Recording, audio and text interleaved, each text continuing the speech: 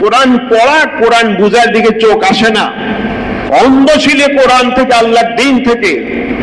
অতএব তোমরা যেহেতু আমার কালাম ভুলে গিয়েছো, আজকে তোমাদেরকে ভুলে যাওয়া হবে, তোমাদের প্রতি কোনো রহম করা হবে না। কাজেই কি কঠোরতা দেখছি, আর কি গরম আর দেখছি, গরম সামনে আসবে। জাহান্নামে, কবরটাকে জাহান্নামের সাথে সংযোগ লাগিয়ে দেওয়া হবে, জাহান্নামের গরম বাতাস কবরে আসতে থাকবে। তো কাজেই একটি মূল কারণ আল্লাহর কালাম থেকে মুখ ফিরিয়ে নেওয়া। তারপর আল্লাহ পাক বলেন সূরা মায়েদাতে, ولو أنهم أقاموا التوراة والإنجيل وما أنزل إليهم من ربهم لأكلوا من فوقهم ومن تحت أرجلهم। যদি তারা, যাদেরকে আমি কিতাব দিয়েছি,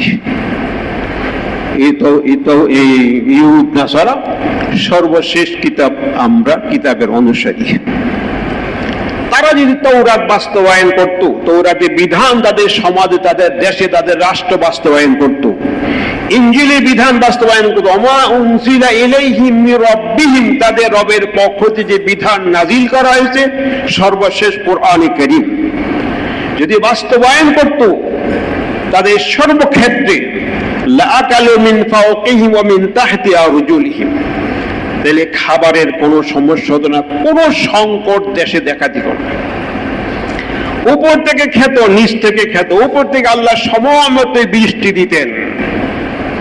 যখন বৃষ্টির প্রয়োজন, যে পরিমাণ বৃষ্টি প্রয়োজন, আল্লাহ আসমান থেকে সেই পরিমাণ বৃষ্টি দেবেন যাতে ফসলাদি সুন্দরভাবে হয়। আবার জমিন থেকে ঠিকঠাক মতো ফসল উঠাবেন, কারণ জমিন থেকে উঠান আল্লাহ পাক।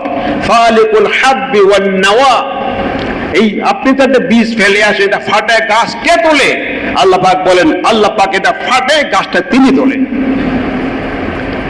কাজী লাআকালু মিন ফাওকিহিম মিন তাহতি আরজুলিহিম, উপর থেকে খেতে মানে আল্লাহ পাক উপর থেকে সময় মতো, প্রয়োজন মতো বৃষ্টি দিতেন, যাতে করে জমিন সিক্ত হয়, গাছপালার তুল্যতা খুব সুন্দরভাবে গজি ওঠে, সবুজ শ্যামল হয়ে যায় সবকিছু।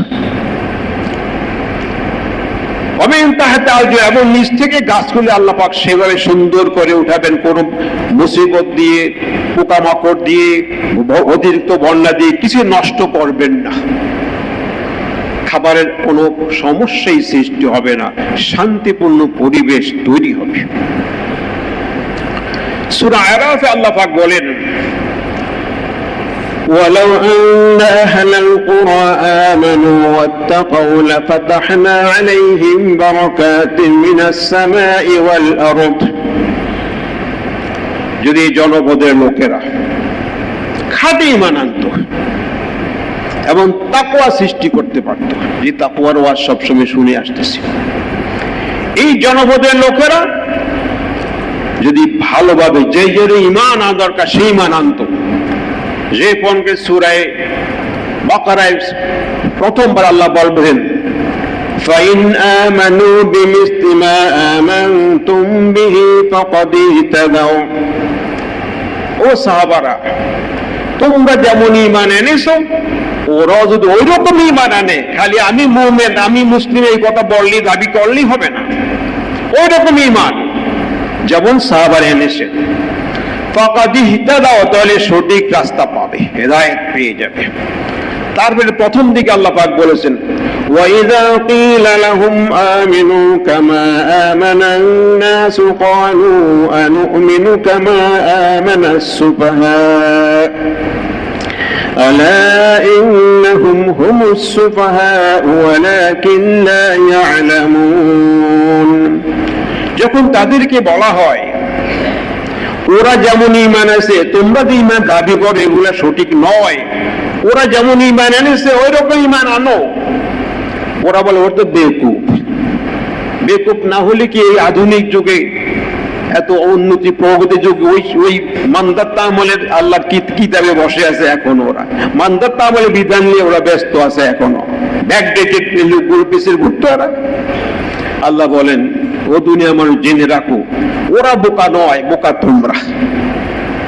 ইন্নাহুম হুমুস সুফাহা, যারা এই ধরনের কথাবার্তা, তারাই হলো বেকুব, তারা আহমক, তারা নির্বোধ। ওয়ালাকিন ইয়ালাম, কিন্তু এটা বুঝে না তারা, এটা বুঝে না, জানে না তারা।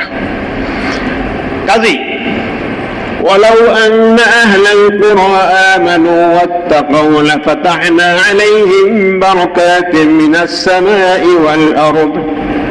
এই জনপদের লোকেরা যদি সত্যিকার ঈমান আনে এবং তাকওয়া অবলম্বন করে, আমি খুলে দেব, উন্মুক্ত করে দেব আসমান থেকে বরকত, নিচে থেকে বরকত। সুবহানাল্লাহ।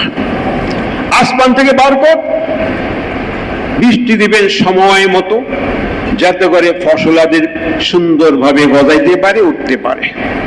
আর জমিন থেকে আল্লাহ বরকত দিবেন, ফসলকে নিরাপদ রাখবেন আল্লাহ পাক, যাতে কৃষক, যত জনগণ তাদের ফল কেটে ঠিকঠাক মতো বাসায় নিতে পারে, বাড়িতে নিতে পারে, আনন্দ উৎফুল্ল হতে পারে। আল্লাহ